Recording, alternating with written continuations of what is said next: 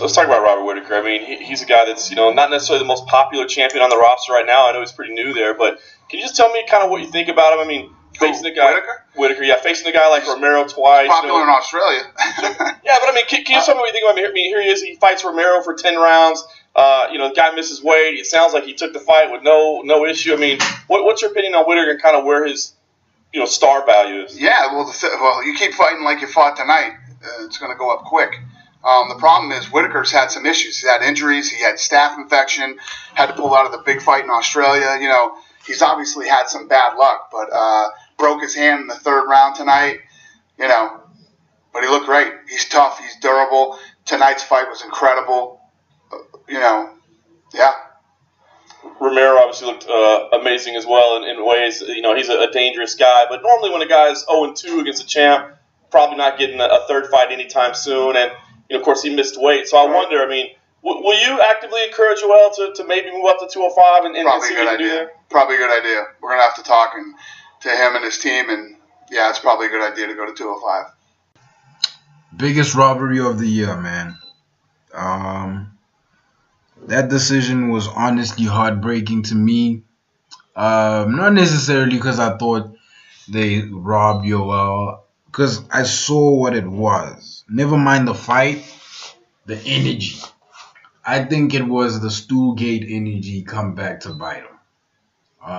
Honestly speaking, I didn't like Dana White's response to that because he saw the fight, my guy. And let's not forget, Yoel Romero was 1 pound overweight.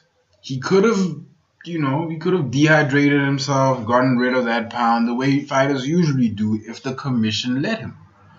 So to constantly bicker on about fighters not making weight and using this example, I think is incorrect. Why? We know the details of this case, right? I think it would be very hypocritical of a fighter to moan about that scenario of a fighter not making weight and then ignore the Darren Till thing, ignore the previous things.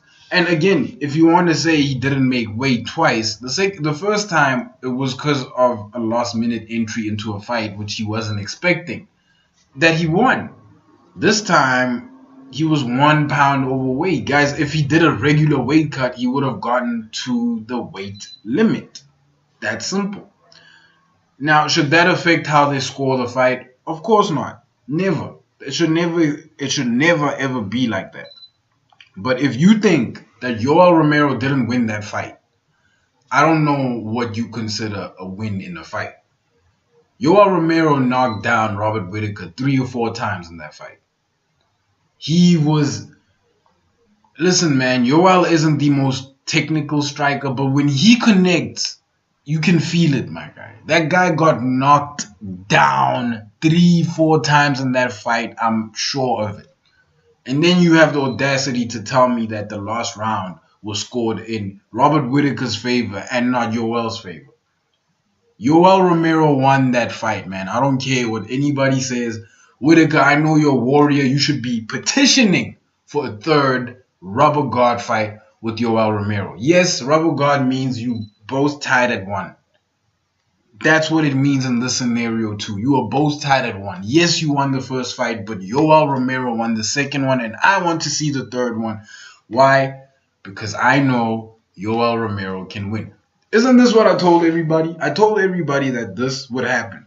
Whittaker would win the first one. Yoel would win the second one.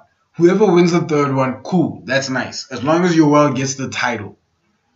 That's all I want. Let me know what you guys think. Like, comment, subscribe, and I am out. Thumbs down and the bird.